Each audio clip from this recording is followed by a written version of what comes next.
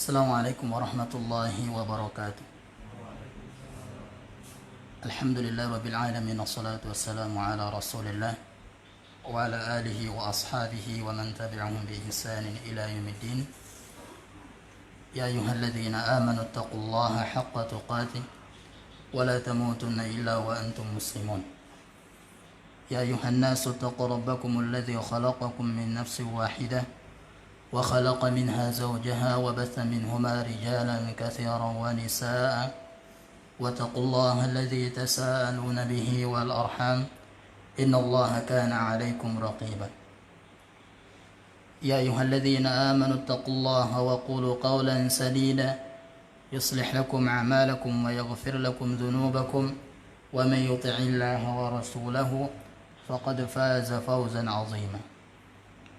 أما بعد، فإن أحسن الكلام كلام الله وخير الهدى هدى محمد صلى الله عليه وسلم وشر الأمور محدثاتها فإن كل محدثة بدعة وكل بدعة ضلالة وكل ضلالة في النار.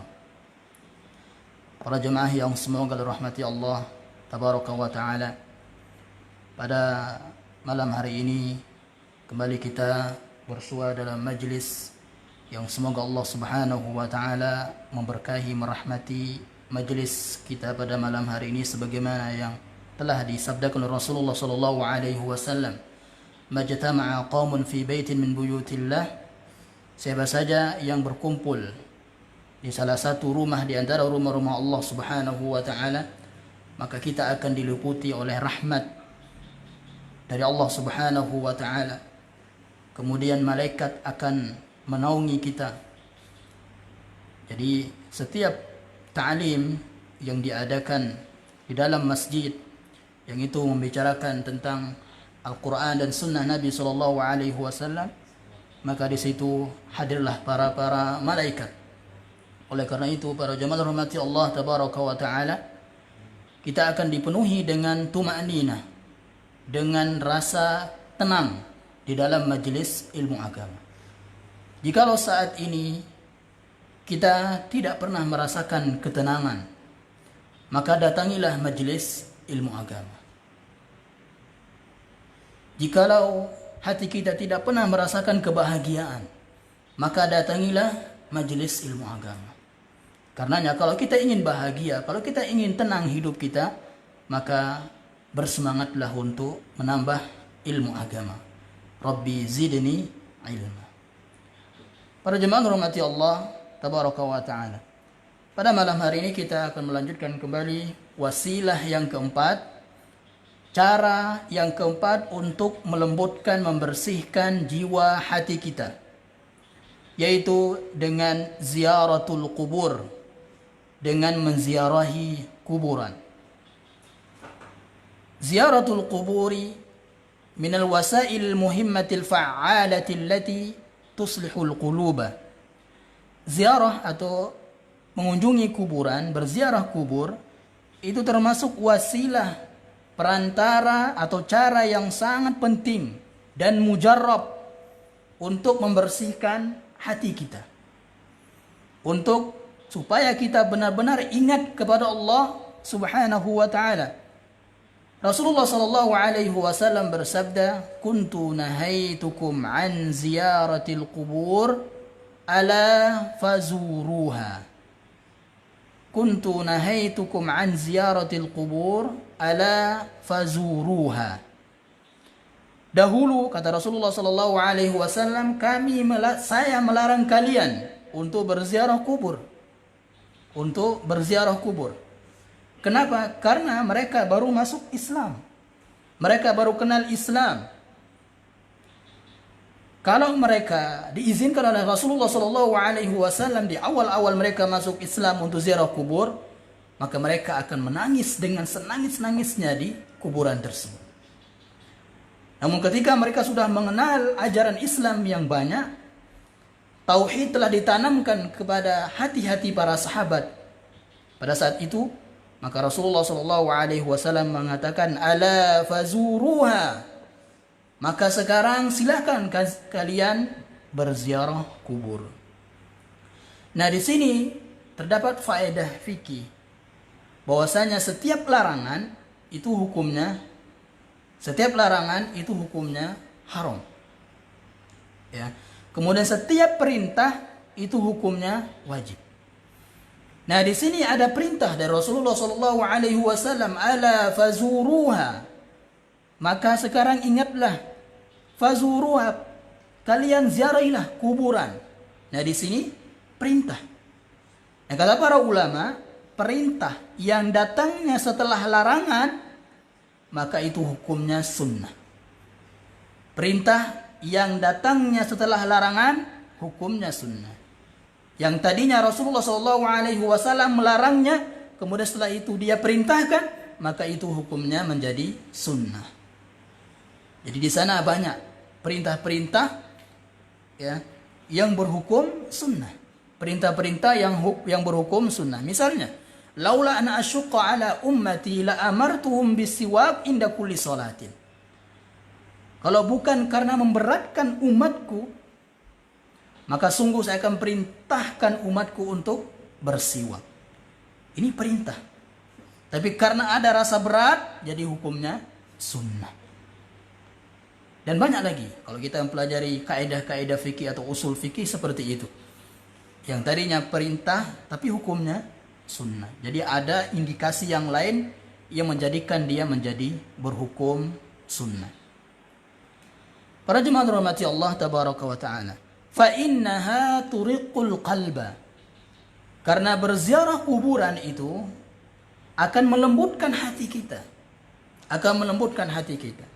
Siapa bilang orang-orang salaf itu melarang berziarah kubur? Bukankah mereka sekarang memfitnah kita? Ya, kita melarang umat untuk berziarah kubur. Mereka memfitnah kita demikian. Kenapa mereka memfitnah kita demikian? Karena kita melarang mereka untuk melakukan kesyirikan di dalam ziarah kubur tersebut. Kita melarang mereka, ya, membantah mereka melakukan bid'ah-bid'ah di dalam ziarah kubur tersebut. Karena ziarah kubur itu ada dua, ada ziarah kubur yang syar'iyyah, ada ziarah kubur yang mamnu'ah, yang muharramah, yang diharamkan. Apa saja yang diharamkan? Di sana ada kemusyrikan, di sana ada kebid'ahan yang mereka lakukan ketika berziarah kubur. Para jemaah rahmati Allah tabaraka wa taala. Jadi itu yang kita larang, bukan ziarah kuburnya. Ziarah kubur silakan disunahkan oleh Nabi sallallahu alaihi wasallam, namun dengan cara yang disyariatkan oleh Rasulullah sallallahu alaihi wasallam. Wa tudmi'ul 'aina, wa tudmi'ul 'aina. Berziarah kubur itu akan menjadikan hati kita, mata kita meneteskan air mata. Bukan menangis dengan suara yang keras, tidak. Meneteskan air mata. Kenapa? Wa tuzakkirul akhirah. Karena kita ingat akhirat. Ingat akhirat. Wala taqulu hujran. Janganlah kalian berkata ketika berziarah kubur itu sesuatu yang dilarang oleh Allah Subhanahu wa taala, yaitu meratap. Karenanya sebagian para ulama melarang para wanita untuk berziarah kubur. Di sini khilaf para ulama. Para ulama bersisi pendapat hukum para wanita itu berziarah kubur. Karena di hadis yang lain ada yang mengatakan la'anallahu zawaratil kubur. Allah melaknat para wanita yang berziarah kubur. Itu hadis sahih. Nah, dari sini para ulama menjelaskan apa hukum para wanita itu berziarah kubur. Mereka berpendapat ada yang mengatakan haram, ada yang mengatakan boleh. Yang mengatakan haram dalil tadi, laknat tadi. Yang mengatakan boleh, nah di sini boleh, namun tidak boleh sering-sering. Jadi zawarat, kalau kita paham bahasa Arab, zawarat ini adalah sering berziarah kubur. Itu yang dilaknat, sering berziarah kubur. Makanya di Arab Saudi itu tidak ada para wanita yang ikut menguburkan ikut menguburkan mayit. Ya, tidak ada. Kemudian juga para wanita tidak ada yang sampai diizinkan masuk untuk berziarah ke ziarah Baqi', ya, kuburan di dekat Masjid Nabawi tersebut. Ya. Jadi itulah yang diambil pendapat oleh ulama-ulama Saudi adalah diharamkan. Namun kalau kita mengatakan boleh, maka yang dilarang adalah sering-sering. Ya, jadi wanita itu dilarang untuk sering berziarah kubur. Namun sekali-kali boleh, tapi jangan sampai meratap, itu yang dikhawatirkan. Ya, sampai menangis dan seterusnya di sana, meratap. Para jemaah rahmati Allah tabaraka wa taala. Kemudian di antara yang harus kita ingat dalam masalah ziarah kubur yang akan menjadikan hati kita akan bersih, hati kita ya akan lembut, adalah tadzakkuru azabil qabri wa na'imihi. Mengingat siksa dan nikmat kubur. Mengingat-ingat siksa, menghayati ya, memikirkan siksa dan nikmat di dalam kuburan. Karena sebagian kelompok dari ahlul bidah, mereka ada yang mengingkari azab dan nikmat kubur. Di antaranya orang-orang Mu'tazilah. Orang-orang Mu'tazilah berkeyakinan azab, siksa kubur dan nikmat itu enggak ada. Ya, orang-orang Mu'tazilah. Begitu juga orang-orang kafir. Orang-orang kafir. Ya. Nah, sekarang kita akan sebutkan dalil adanya siksa dan nikmat kubur tersebut dari Al-Quran dan Sunnah Nabi SAW. Thumma ya'til mayyita malakani aswadani azraqani. Ketika mayit sudah ditinggal oleh keluarganya 7 langkah, maka datanglah 2 malaikat yang hitam legam, yang hijau azraqan, ya, hitam legam. Yuqalu li ahadihima al-munkar wa lil akhar an-nakir. Satu namanya munkar, yang satu namanya nakir. Summiya bidzalika li anna khalqahuma gharibun ajib. Dinamakan munkar dan nakir karena penciptaannya itu aneh sekali. Hitam legam, ya, suaranya itu menggelegar. Suaranya lebih besar dari suara petir. Oleh karena itu Nabi SAW mengatakan, kalau kalian diperdengarkan azab, ya, suara penghuni kuburan ketika disiksa, maka kalian akan pingsan. Ya. Ada 2 makhluk yang tidak bisa mendengar suara penghuni kubur disiksa. Yang pertama adalah manusia dan jin. Manusia dan jin. Adapun hewan-hewan, anjing dan seterusnya, itu semua mendengarkan. Ya. La yasurrun nazirin. Seorang yang melihat mungkar dan nakir pasti tidak akan bahagia. Ketika melihat mungkar dan nakir, la yasurrun nazirin. Tidak akan membahagiakan orang yang melihatnya. Walaka an tatakhayyala madar zu'ri war ru'bi alladhi sayusibul mayyita wa fi qabrihi wahidan faridan. Berkhayal. Silakan berkhayal, ya, seseorang yang kelak dalam keadaan kesendiriannya didatangi dengan 2 makhluk yang sangat aneh penciptaannya, hitam legam, suaranya menggelegar.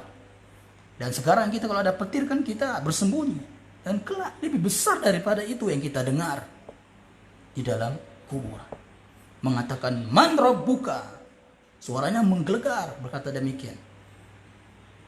Ya. Para jemaah rahmati Allah tabaraka wa ta'ala. Kemudian dalil yang lain dalam firman Allah Subhanahu wa ta'ala,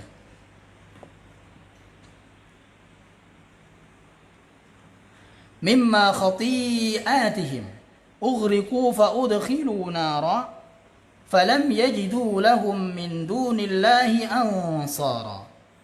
Dan di antara kesalahan-kesalahan mereka, ughriqu, mereka ditenggelamkan, fa udkhilu nara, dan mereka dimasukkan ke dalam api neraka. Falam yajidu lahum min dunillahi ansara, dan mereka tidak akan mendapatkan pertolongan.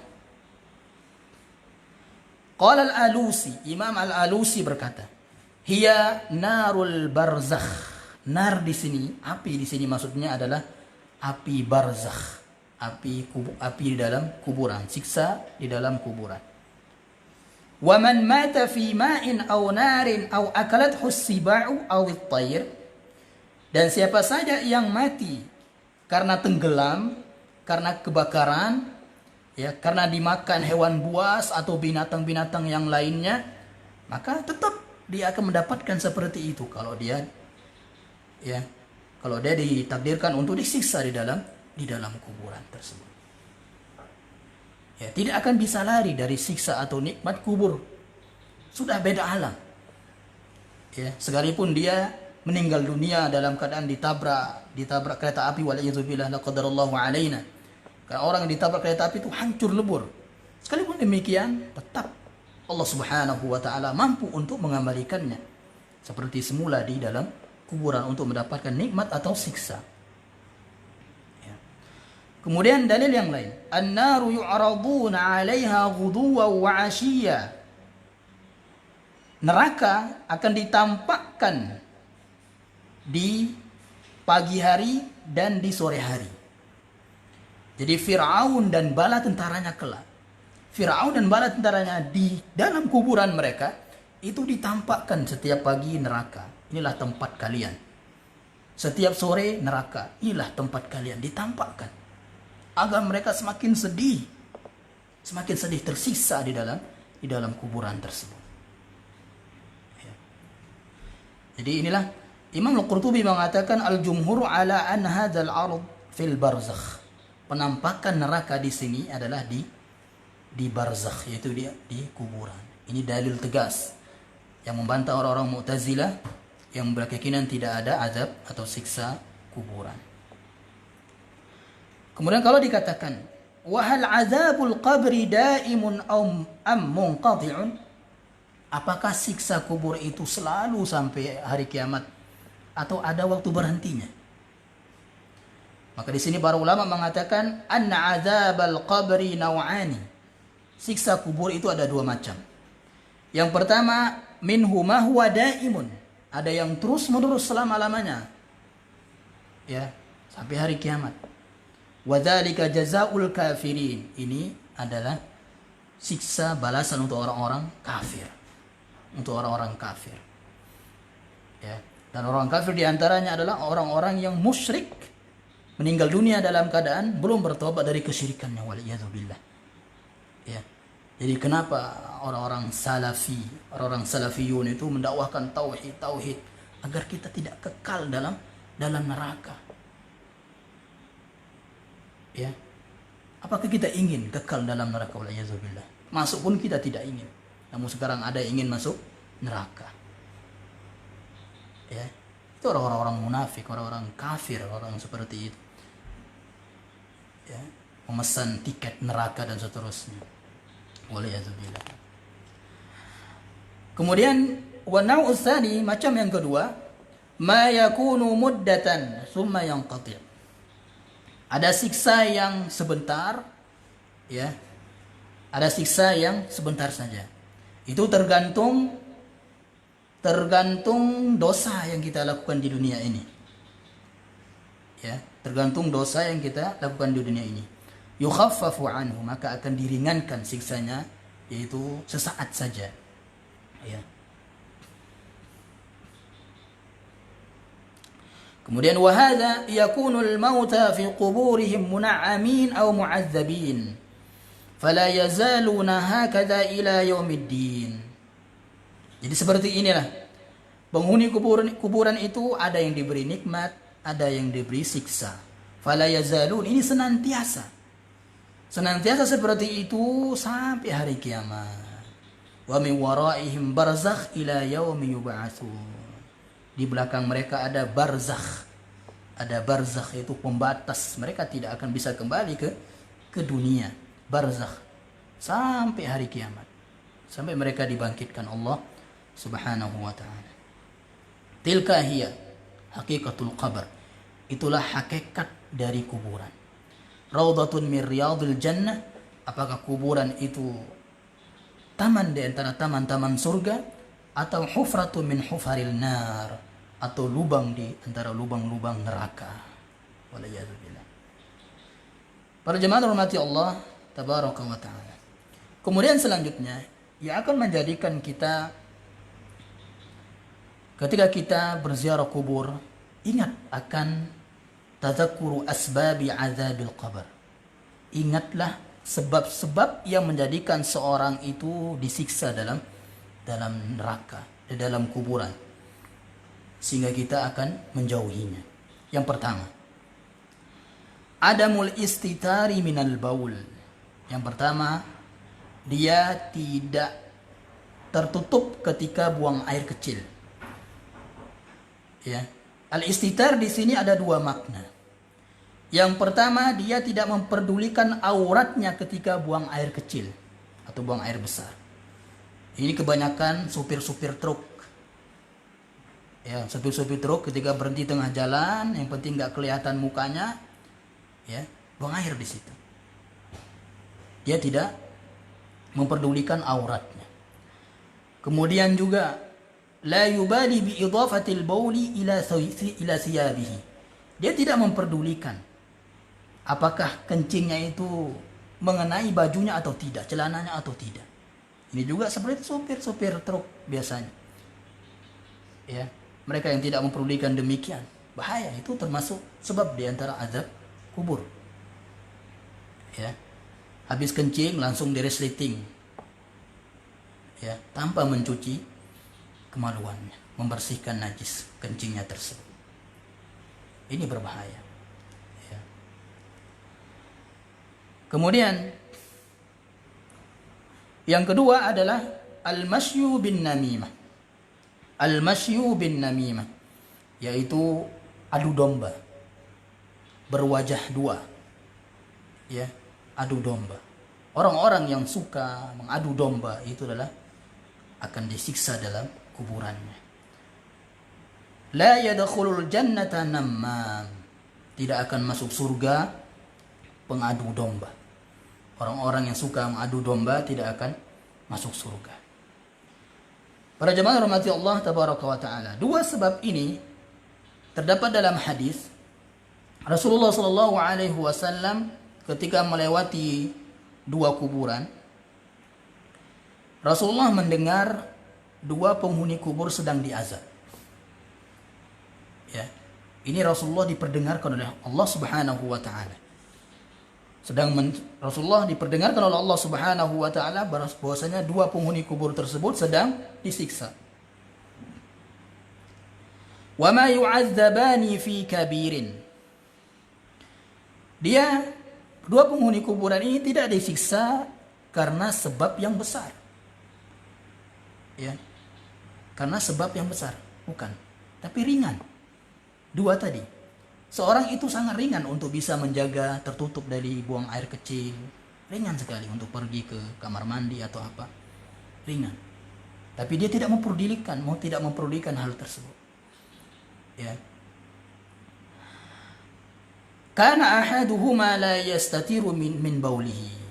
Yang pertama, dia tidak yastatir tadi, tidak cebok dan tidak tertutup, tidak memperdulikan auratnya. Ya.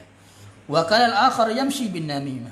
Yang kedua, dia suka namimah. Dia suka adu domba. Ya. Kemudian Nabi SAW memerintahkan para sahabat untuk mengambil pelepah kurma. Kemudian pelepah kurma tersebut dibelah oleh Rasulullah SAW jadi dua, kemudian ditancapkan kepada kedua kuburan tersebut. Para sahabat bertanya, ada apa ini wahai Rasulullah? Rasulullah menjawab, la'allahu yukhaffafu anhuma man lam yaybasa. Semoga dua penghuni kubur ini siksanya diringankan oleh Allah Subhanahu wa taala selama pelepah kurma ini masih basah. Ya. Dan ini sekarang yang jadikan dalil oleh orang-orang ketika mereka ziarah kubur, mereka siram kuburan, kemudian mereka taruh bunga, ya. Dan itu nggak boleh, tidak boleh. Kenapa Rasulullah SAW melakukan demikian? Karena dia bisa melihat atau mendengar, mengetahui bahwasanya dua penghuni kubur tersebut sedang disiksa. Nah kita, ya, ketika kita datang ke kuburan, kemudian dengan berdalil dengan ini, ya kita siram kuburan agar diringan siksanya, berarti kita seuzon. Kita seuzon dengan penghuni kubur, apalagi keluarga kita, orang tua kita misalnya. Berarti kita seuzon. Kita siram apa? Kita taburkan bunga. Oh berarti ibu saya sedang disiksa. Enggak boleh. Ya itu seuzon. Ya seuzon. Jadi kalau kita di situ itu hanya kita diperintahkan untuk berdoa. Apa? Mendoakan penghuni kubur. Mendoakan penghuni kubur. Ya. Jadi di kuburan ketika kita ziarah kubur itu bukan kita minta hajat kita di sana, tidak. Misalnya ya Allah, percepatlah jodoh saya di kuburan. Tidak. Ya. Di kuburan itu kita mendoakan penghuni kubur. Itulah sunnah. Ya. Makanya dahulu Aisyah radhiyallahu taala anha bertanya kepada Rasulullah sallallahu alaihi wasallam, ya, apa yang saya baca ketika berziarah kubur? Rasulullah mengajarkan salam. Rasulullah mengajarkan salam. Dan di tempat yang lain Rasulullah mengajarkan untuk mendoakan penghuni kubur. Itu saja. Ya. Kalau ada yang lain, tentu Rasulullah SAW akan menjelaskan. Karena kaidah fikih mengatakan ta'khirul bayan an waqtil hajah la yajuzu. Mengakhirkan jawaban di waktu yang sangat dibutuhkan itu diharamkan. Ya. Maka kalau ada jawaban-jawaban yang lain selain salam yang diberitahukan oleh Rasulullah SAW kepada Aisyah radhiyallahu taala anha, tentu Rasulullah akan menjawab yang lain. Silahkan baca Yasin, silahkan baca Kulhu dan seterusnya di sana. Tapi tidak. Ya. Dan sekarang anehnya ada yang pasang recorder kan, tip apa itu namanya? Di sana di kuburannya. Ya, di setel kaset Yasin atau apa di sana.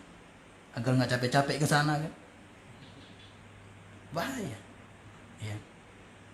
Itu termasuk diantara kebidahan ziarah kubur. Ya. Dan kalau kita bicara bid'ah-bid'ah, dan sekarang ada salah satu tesis atau ini disertasi ya Ustadz Abdullah Zain hafizahullah taala, itu kesedikan-kesedikan di Indonesia, tebalnya seperti kesedikan-kesedikan di Indonesia. Beliau pergi ke semua kuburan-kuburan yang dikeramatkan, ya, pergi ke situ untuk lihat-lihat apa yang perlu dibantah dan seterusnya. Itu yang disertasinya atau tesisnya, ya, kesedikan-kesedikan di Indonesia itu banyak. Sampai ada kuburan yang ketika ingin dikabulkan hajatnya, kata mereka di sana, harus berzina dulu. Ada. Ya. Itulah. Makanya itulah kita salafiyun itu sangat ya fokus ke tauhid. Kalau orang sudah bertauhid, tentu yang lainnya akan enak untuk dijalankan. Ya. Seorang sudah mengenal tauhid, menjauhi kesyirikan, ibadah sholat, puasa, zakat dan seterusnya itu mudah untuk kita lakukan. Ya.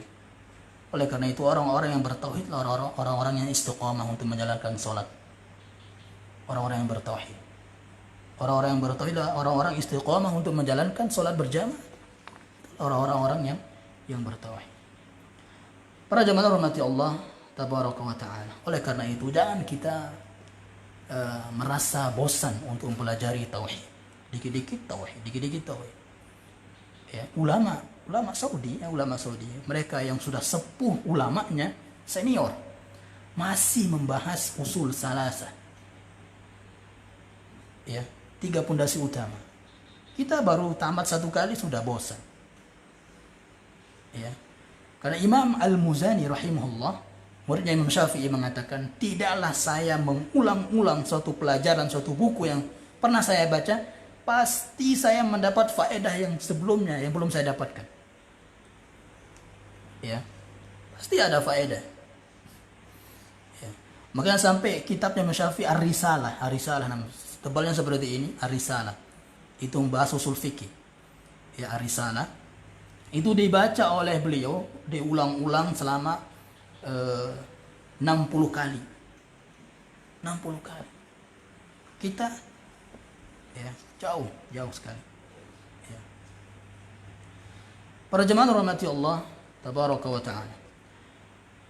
Kemudian selanjutnya, yang ketiga di antara sebab siksa kuburan adalah ghibah.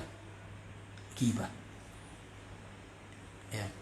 Di zaman sekarang kita ini bukan hanya wanita saja yang ditakutkan untuk menggibahi orang lain. Kan biasanya para wanita yang ringan lidahnya untuk menggibah orang lain. Namun lelaki juga demikian. Ya. Dan orang yang suka menggibah itu orang-orang yang paling bodoh. Kenapa? Karena dia mentransfer pahalanya ke yang dia gibahi. Capek-capek dia sholat, puasa, itu ditransfer pahalanya. Makanya para ulama dulu mengatakan, kalau engkau ingin menggibah, ya, gibahilah orang tuamu. Orang tuamu itu lebih berhak untuk engkau transferkan pahalamu kepada dia daripada orang lain. Ya, maksudnya bukan kita harus gibah orang tua, enggak. Ya. Saking anehnya gibah maksudnya. Ya, saking bodohnya orang-orang yang melakukan gibah, mentransfer pahalanya, capek-capek dia lakukan ditransfer ke orang lain. Ya. Makanya orang yang sudah melewati jembatan Sirat, ya, selamat dari jembatan yang dibentangkan di atas neraka jahanam, itu belum tentu masuk surga. Belum. Di sana ada qantoroh namanya. Qantoroh itu adalah tempat untuk kisos.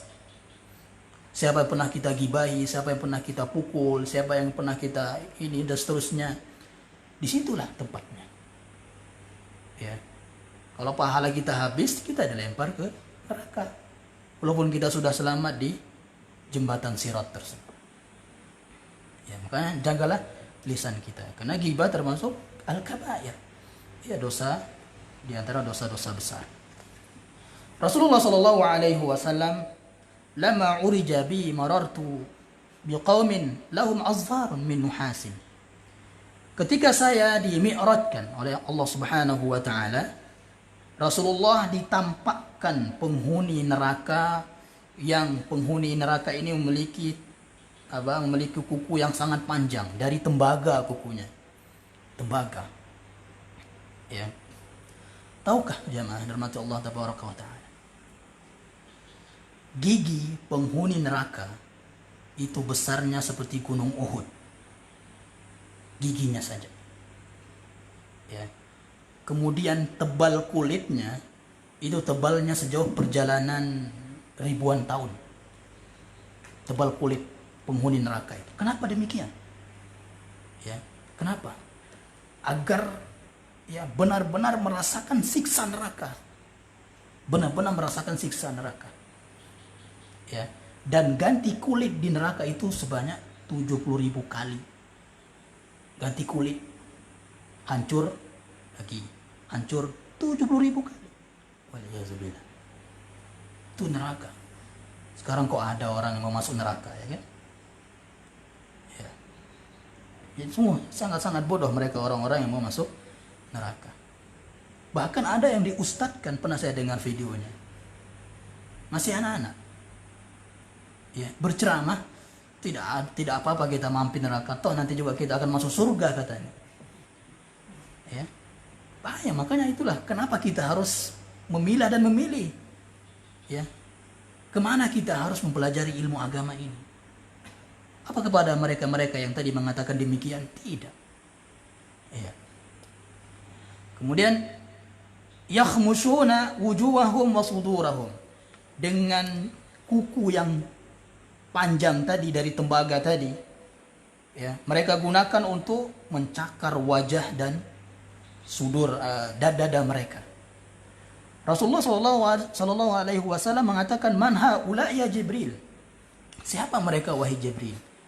Rasulullah mengatakan, Jibril mengatakan alaihi salam, haula'il ladzina yaquluna luhuman nas, mereka adalah orang-orang yang makan daging manusia. Ya, itu mereka orang-orang suka ghibah, orang suka ghibah. Ya, maka berdoalah. Ya, berdoalah kepada Allah Subhanahu wa taala agar lisan kita dijaga untuk tidak menggibahi orang lain.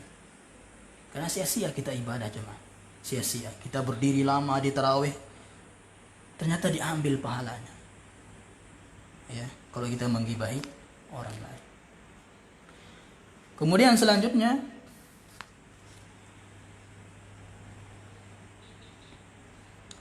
rafdul Quran wan naumu 'ani salatil maktubah. Menolak Al-Quran, yaitu tidak mengamalkan Al-Quran. Tidak mengamalkan Al-Quran, kemudian ketiduran dari sholat wajib. Ya. Sekarang kan ada orang-orang yang enggak punya ilmu, ya. Mereka kalau bangun subuhnya misalnya, karena bergadang misalnya, ya, bangun subuhnya jam 7 misalnya, sudah terik matahari jam 7 atau jam 7, jam 8, jam 9 mereka bangun subuh. Ya, bangun tidur pagi. Nah, mereka yang enggak punya ilmu, mereka tinggalkan sholat subuh. Nah, orang-orang yang seperti ini adalah orang-orang yang akan disiksa dalam kuburannya, penyebab siksa kubur. Ya. Nah, kalau kita yang punya ilmu agama, walaupun kita misalnya kalau ditakdirkan Allah Subhanahu wa taala bangun tidur jam 11, salat subuh. Ya, qobliyah subuh, kemudian subuh. Salat di situ. Ya. Karena itulah waktu kita ditakdirkan Allah Subhanahu wa taala untuk salat subuh. Itu bukan qadha, itu adaan. Ya, itulah waktu pelaksanaan salat subuh kita yang tadi terlambat bangun. Jangan seperti mereka yang tidak punya ilmu agama. Mereka kalau bangun jam 10, misalnya jam 9, mereka tinggalkan sholat subuh. Ya, ini siksa. Sebab dia adalah siksa kubur. Misalnya kalau kita bangun pagi, belum kita sholat subuh, jam 3 misalnya. Saking ininya, ya. Jam 3, sholat subuh, zuhur. Ya. Kalau seandainya demikian. Ini mungkin biasanya di puasa, mereka-mereka yang sangat begadang di malamnya misalnya. Para jemaah rahmati Allah tabaraka wa taala. Walidzalika qala ba'dul ulama, sebagian para ulama mengatakan, inna man 'amila bil Qur'ani fa ka'annahu yaqra'uhu da'iman wa illam yaqra'uhu. Nah, ini masyaallah. Siapa saja yang mengamalkan isi Al-Qur'an, itu sejatinya dia seperti sedang membaca Al-Quran. Siapa saja yang mengamalkan Al-Quran itu sejatinya seperti dia sedang membaca Al-Quran. Ya, walaupun dia tidak membaca Al-Quran, tapi dia mengamalkan isi Al-Quran. Ya. Wa man lam ya'mal bil Qur'ani fa ka'annama lam yaqra'uhu wa in qara'ahu da'iman. Siapa saja yang tidak mengamalkan isi Al-Quran, maka sejatinya dia itu dikatakan tidak membaca Al-Quran walaupun dia baca Al-Quran. Sekarang ada orang baca Al-Quran terus baca, bahkan kalau dia menghafal Al-Quran tapi dia tidak mengamalkan isinya, itu dikatakan oleh di sini dikatakan dia seolah-olah dia belum membaca Al-Quran. Ya. Sekarang kan banyak orang-orang ahlul bid'ah yang mereka sampai menghafal Al-Quran tapi tidak mengamalkan isinya. Di antaranya siapa? Orang-orang Khawarij. Orang-orang Khawarij. Ya. Kalau kita pergi ke orang Khawarij, kita akan meremehkan hafalan kita. Kalau kita pergi ke orang Khawarij, kita akan meremehkan sholat kita. Kita akan meremehkan ibadah kita. Ibadah mereka lebih dahsyat daripada ibadah kita. Orang-orang Khawarij. Ya. Tapi apa kata Rasulullah SAW? Hum kilabu ahlin nar. Mereka adalah anjing-anjing neraka. Orang-orang Khawarij. Itu kata Rasulullah SAW. Anjing-anjing neraka. Ya, orang-orang Khawarij. Karena benih-benih Khawarij ini sudah ada di zaman Rasulullah SAW. Yang ketika Dzul Khuwaisirah, di sini dia terlahir Khawarij. Dzul Khuwaisirah membantah Nabi SAW, mengkritik Nabi SAW. I'dil ya Muhammad, berbuat adillah wahai Muhammad. Makanya orang-orang Khawarij sekarang kan mengkritik pemerintah untuk adil. Itu dalil mereka kan. Saya ingin pemerintah ini adil, maka mereka mengkritik, bahkan ingin memberontak pemerintah karena tidak adil. Ya, betul seperti itu dulu. Dzul Khuwaisirah mengatakan, "I'dil, berbuat adillah wahai Muhammad." Apa kata Rasulullah SAW? Kalau saya tidak berbuat adil, lalu siapa lagi akan buat adil? Itu kata Rasulullah SAW, yang paling adil. Ya, manusia yang paling adil. Ya. Para jemaah hormati Allah tabaraka wa ta'ala. Allah Subhanahu wa ta'ala berfirman, "Alladzina atainahumul kitaba yatluna haqqa tilawati." Orang-orang yang baca Al-Qur'an yang benar-benar membaca. Siapa yang orang-orang yang baca Al-Qur'an yang benar-benar membaca Al-Qur'an? Mereka adalah orang-orang yang menghalalkan apa yang dihalalkan di dalamnya. Orang-orang yang mengharamkan apa yang diharamkan di dalamnya. Ya.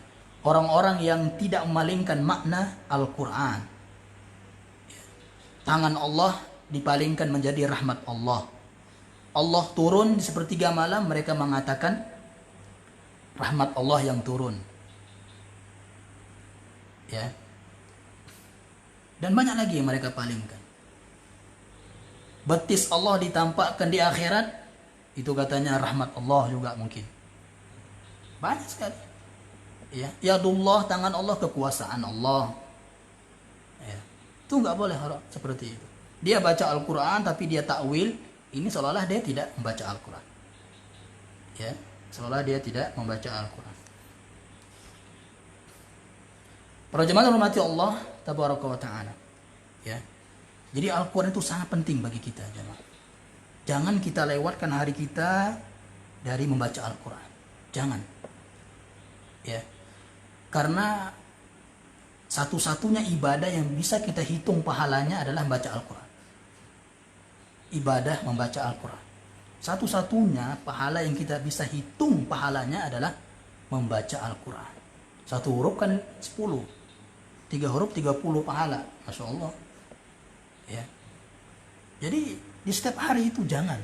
Makanya sangat-sangat indah kalau mereka menghafal Al-Quran. Di mobilnya dia lantunkan Al-Quran, murojaah surah An-Naba misalnya. Ya. Makanya diharapkan, bahkan sangat ditekankan jamaah kajian salafiyun ini untuk menghafal surah An-Naba, surah Juz Amma. Ya, surah Juz Amma. Menghafalkan dan menghayati isinya, maknanya. Karena kalau kita sholat di masjid-masjid yang lain, tidak lebih dari itu yang mereka baca. Ayat Juz Amma. Ya. Makanya kalau kita sedang motor, daripada melamun ya kan? Daripada melamun kita murojaah Al-Quran. Ya, baca surah-surah yang kita hafal. Sekalipun itu kulhu, trikulnya kan, trikul katanya. Ya. Daripada kita melamun sendiri berdua sama istri pun melamun kan? Jarang kita ngajak istri kita ngobrol di motor. Ya. Padahal di saat itulah tempat atau waktu kita untuk menasihati istri kita. Rasulullah SAW mengajarkan kita ada beberapa waktu, tempat kita untuk menasihati keluarga kita. Yang pertama, ketika membonceng mereka. Rasulullah dulu sering menasihati para sahabat ketika dibonceng, seperti Mu'adz dan para sahabat yang lainnya radhiyallahu taala anhum. Ini yang pertama. Kemudian seperti misalnya kalau orang tua kita yang selama ini membantah-bantah kita misalnya, silakan bonceng apa di mobil atau di motor. Kan kalau dia marah dan nasihati kan nggak mungkin dia turun. Ya kan? Kemudian yang kedua, di saat makan. Di saat makan. Ya. Kita yang punya kelebihan harta, ajak orang tua kita makan yang selama ini membantah dakwah misalnya kan. Belum menerima dakwah. Ajak mereka, traktir mereka untuk makan. Disitulah kita nasihati. Ya, kita nasihati. Ya. Kemudian yang ketiga adalah sebelum tidur. Ini untuk istri yang masih belum menerima dakwah misalnya, sebelum tidur. Rasulullah SAW sebelum tidur dia bicara sama istrinya terlebih dahulu. Ya, ngobrol, bincang-bincang. Kalau kita kan beda HP. Ya, kalau kita kan HP, istri juga pegang HP. Itulah zaman sekarang. Ya. Makanya lebih romantis zaman dahulu daripada sekarang. Ya. Sekarang kan yang terlihat romantis adalah orang-orang berpacaran. Ya. Orang-orang berpacaran sebelum menikah mereka saling peluk-peluk di ini kan. Di jalanan. Tidak. Mereka sangat romantis padahal haram. Ya. Itulah zaman hormati Allah tabaraka wa taala. Jadi sekali lagi mari ya, perbanyak baca Al-Qur'an dan amalkan. Kita berusaha untuk mengamalkan Al-Qur'an. Ya. Kemudian di sini selanjutnya adalah al-kadzib, dusta. Ya, berdusta. Dan sekarang banyak sekali di keluarga ya, orang tua mengajarkan anaknya sedini mungkin untuk berdusta. Apa itu? Ketika anak nangis, anak diam, nanti saya belikan permen, ternyata nggak jadi. Nanti saya belikan mainan, nggak jadi. Yang penting berhenti nangis ya kan. Nah, anak jangan nangis, di situ ada hantu, jin dan seterusnya. Padahal nggak ada. Itu dusta, mengajarkan anak untuk dusta. Dan sekarang juga kan anak-anak SD ya. Karena tontonan mereka di televisi. Mereka mengatakan, lihat itu tuh.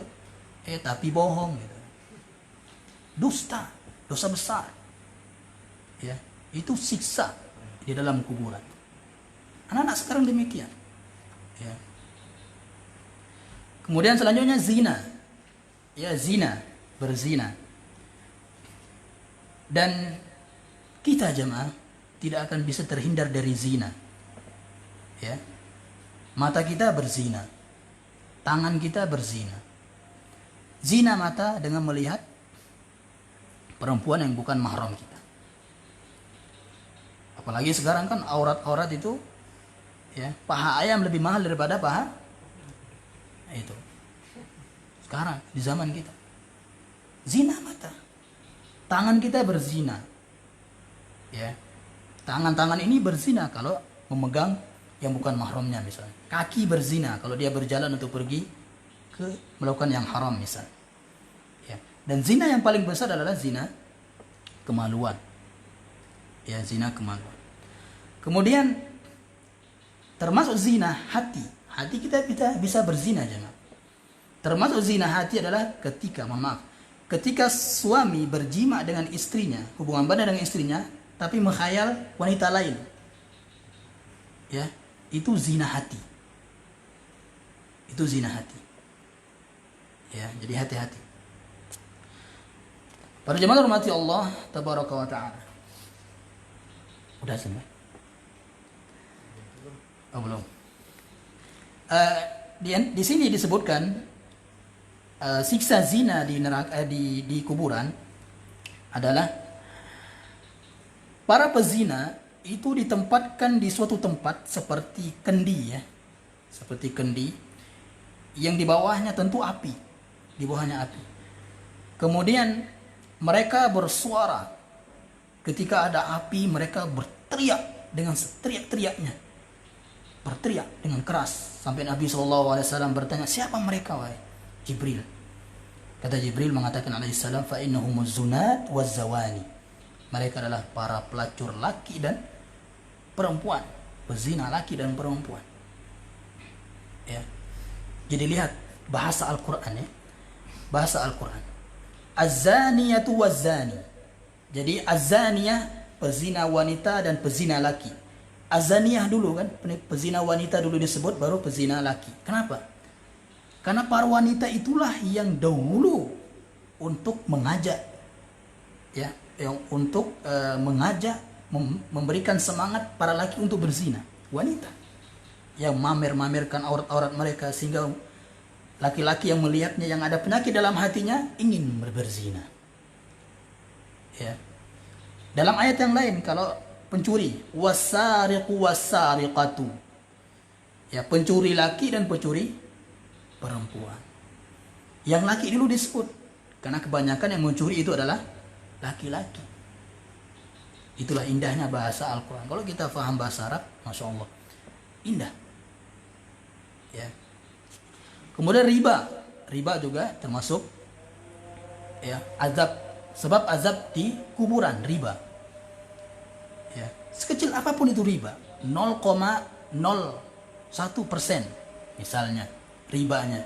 Karena ada di sebagian bank kan ada tulis seperti itu. Tambahan 0,01% atau berapa. Riba itu. Walaupun demikian tetap riba. Riba. Ya. Pelaku riba di dalam kuburan disiksa ketika dibangkitkan dalam kesurupan. Ya, seperti orang kesurupan dibangkitkan. Orang riba. Ya. Kemudian ketika di padang mahsyar diajak perang oleh Allah Subhanahu wa taala. Itu sangat malu kelak. Ya, dilihat oleh khalayak ramai, orang-orang banyak. Ya. Para jemaah hormati Allah tabaraka wa taala. Insyaallah mungkin kita lanjut pekan depan tentang apa saja yang menyelamatkan seorang dari azab kuburan. Insyaallah. Subhanakallah bihamdika asyhadu an la ilaha illa anta astaghfiruka wa atubu ilaik. Assalamualaikum warahmatullahi wabarakatuh.